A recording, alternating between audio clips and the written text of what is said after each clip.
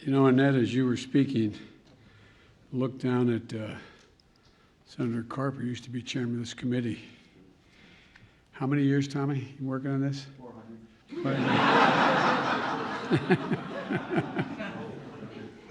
I tell you what, your service both in the Air Force as a letter carrier is real, and it's all about serving your community, and I appreciate it very much. Matter of fact, when I said, it's good to meet you, she said, I know you, we've met before. And I said, I apologize. She said, you used to show up in Wilmington. Well, how often? In D.C. Oh, in D.C. Every year. Every year I'd show up to letter carriers, breakfast or lunch or dinner, I can't remember which.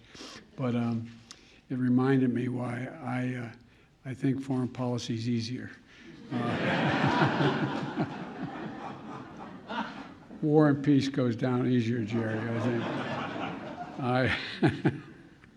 Senator Peters, Senator Portman, Senator Carper, Senator Tillis, Representatives Maloney, Comer, Conley, and Virginia Fox, and Stephen Lynch. Stevie, good to see you, pal.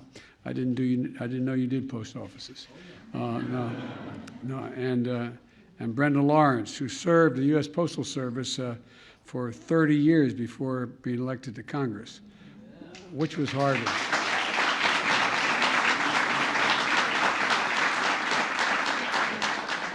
Well, look, some of you know, before I became president, I'm sure you all know this, I was the Ben Franklin Professor of Practice at the University of Pennsylvania. Professor, Jim, you know.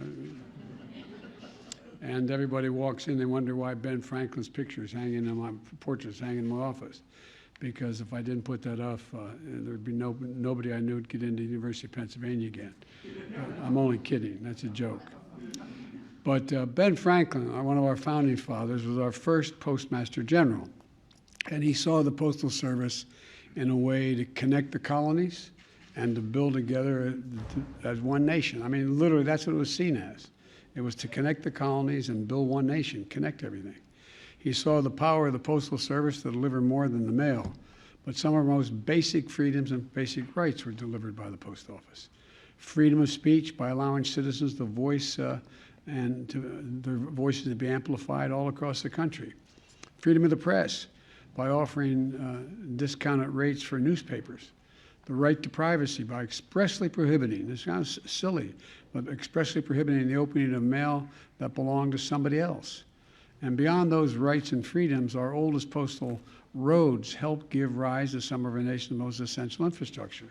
There were postal highways. That's why a lot of these roads were built to provide postal.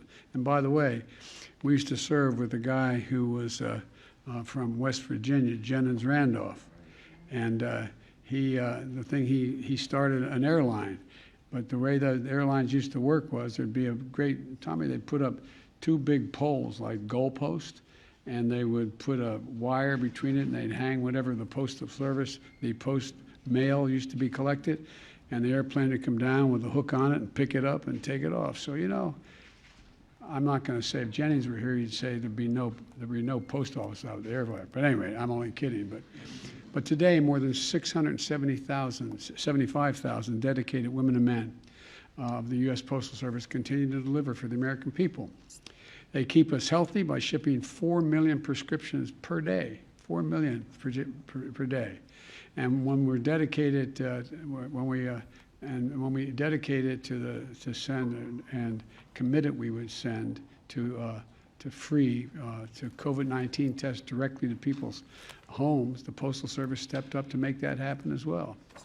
And now they've delivered over 320 million COVID test 19 kits so far in every state, territory, and U.S. military base in the world.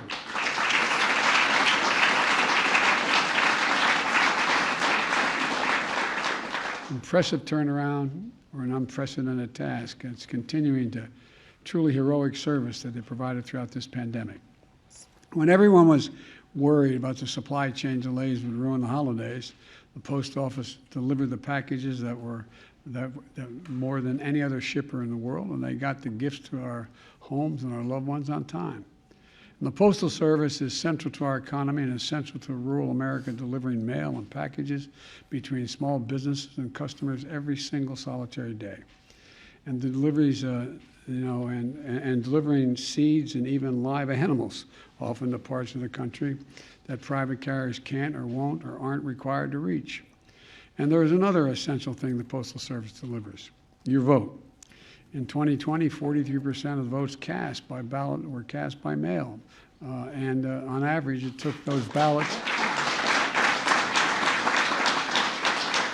On average, it took those ballots less than 2 days to get from the voter to the election office, faster than the average delivery time for first-class mail. So it's no exaggeration to say that the Postal Service delivers democracy. And there's no exaggeration to say the Postal Service is essential as it ever was, has ever been, today. In 2006, the law required Postal Service to prepay retirement benefits 50 years into the future. No other company or federal agency has do anything like that. And the requirement of that law stretched the Postal Service's finances almost to the breaking point, and with real consequences.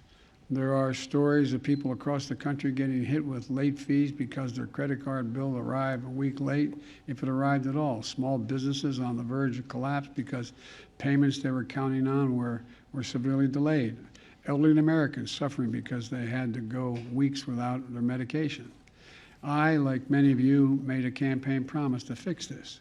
And today we are. You all, the members in front of me, did all the work. I made the promise, you did all the work. And I'm glad that strong bipartisan majorities in the House and Senate have come together to deliver on this needed reform. With this bill, we're repealing the pre-funding mandate and setting the Postal Service on a more sustainable and stable financial footing. We're guaranteeing that the mail will continue to be delivered 6 days a week, and the bill increases transparency by requiring the Postal Service to develop an online public dashboard, updated weekly with local and national service performance data.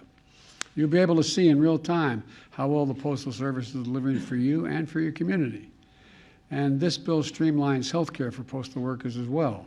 They deliver for us so through rain and snow and sleet, and we're making sure that health care they need will be there for them as well. And finally, this bill will allow the Postal Service to partner with state, local, and tribal governments to offer valuable and helpful non-postal services to the public. Imagine a trip to the post office where you can pick up your bus pass or your hunting license or your fishing license.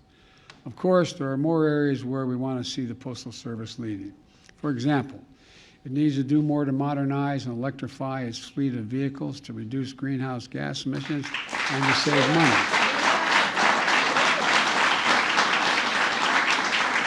We're going to do that. And I'll continue to fight for these common sense improvements. But today, we enshrine in law our recognition that the Postal Service is fundamental to our economy, to our democracy, to our health, and the very sense of who we are as a nation. And this bill recognizes the Postal Service as a public service, and we're ensuring that it can continue to serve all Americans for generations to come. Now, I'm now going over and sign that postal bill.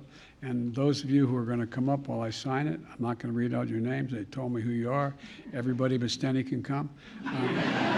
Only kidding, Stenny. And we'll get this reform bill finally signed. And Tommy, it only took, what, 11 years? 12 years. Rob, that's pretty fast, right? Anyway, all kidding aside, thank you for the hard work you've done. You've done a good job. Let me walk over.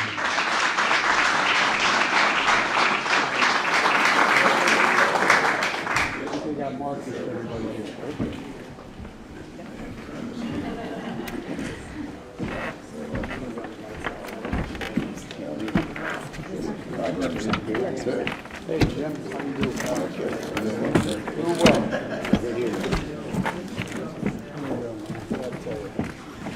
And by the way, instead of handing out pens today, you know, you all get these pens. When do you get there? Nice.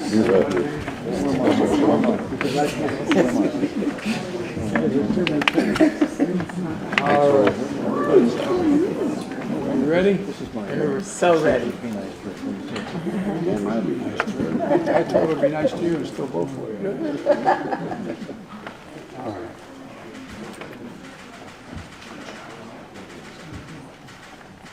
All right, it's official. All right.